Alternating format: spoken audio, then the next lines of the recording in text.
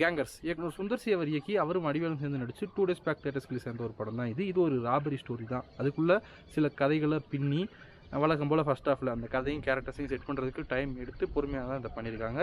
அதனாலே என்னவோ வழக்கம் போல் அந்த ஃபஸ்ட் ஹாஃப்ங்கிறது ஒரு மாதிரி ஸ்லோவாக போகுதுங்கிறத தாண்டி ஒரு பிடிப்பே இல்லாமல் தான் போகுது. கம்பேரிட்டிவ்லி செகண்ட் ஹாஃப் பெட்டராக இருக்கும். ஏன்னா அங்கேருந்து கதையில் ஒரு கிரிப்புங்கிறது வருது. அதனால தான் செகண்ட் ஹாஃப் கம்பேரிட்டிவ்லி ஃபார் பெட்டராக இருக்கும். ஆக்சுவலாக இந்த படத்தோட மிகப்பெரிய செல்லிங் பாயிண்ட்டாக இருந்தது வடிவேலு அண்ட் வடிவேலோட சுந்தர் சி நெய்கிற அந்த காம்போ தான். அவங்க 2 பேரோட காம்போ எவ்வளோ கல்ட்டான காமெடி சீன்ஸ்லாம் வந்திருக்குன்றது நமக்கு தெரியும். அண்ட் தனியாகவே வடிவேலு எப்பேற்பட்ட காமெடிங்கிறதும் நமக்கு தெரியும். அது எதுவுமே இங்கே வேலைக்கு ஆகலை. அவர் வழக்கம் போல் தான் முயற்சி பண்ணுறாரு.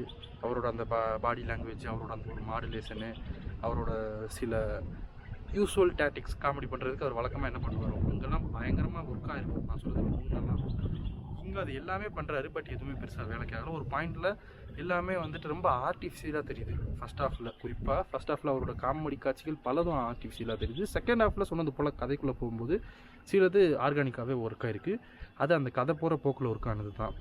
அதை தாண்டி அவர் ட்ரை பண்ணுற பலதும் வந்துட்டு பெருசாக ஒர்க் ஆகலை. அந்த கேரக்டராகவே அது வந்து ஏதோ அவர் உடம்பு முடியாத டயத்தில் வந்து ஆக்ட் பண்ணி கொடுத்த மாதிரி தான் இருந்தது. அது பெருசாக செட் ஆகலை அந்த கேரக்டரே அவருக்கு. டீசெண்டான ஒரு கதை எடுத்து அதுக்கு ஒரு நல்ல ஸ்க்ரீன் ப்ளே பண்ணிட்டாலே கண்டிப்பாக அதுக்கு ஒரு நல்ல அவுட்புட்டுங்கிறது வந்துடும். இவங்க டீசெண்டான ஒரு கதை எடுத்து அதுக்கு ரொம்பவே டீசெண்டான ஒரு ஸ்க்ரீன் ப்ளே தான் ஒன்று பண்ணியிருக்காங்க. சொன்னது போல் செகண்ட் ஹாஃபில் எஸ்பெஷலி அந்த லாஸ்ட் 40 to 45 மினிட்ஸில் இருக்கிற அந்த ஒரு விறுவிறுப்புங்கிறது கதையில் இன்னும் கொஞ்சம் அதிகமாக இருந்திருக்கலாம். சில காட்சிகளை கட் டவுன் பண்ணி அதுக்கேற்ற சில ஸ்க்ரீன் ப்ளேவை அமைச்சிருக்கலாம். மேபி அப்போ இன்னும் படம் பெட்டராக ஒர்க்காக இருக்கும். இப்போவுமே ஒன்றும் அவ்வளோ மோசம் கிடையாது.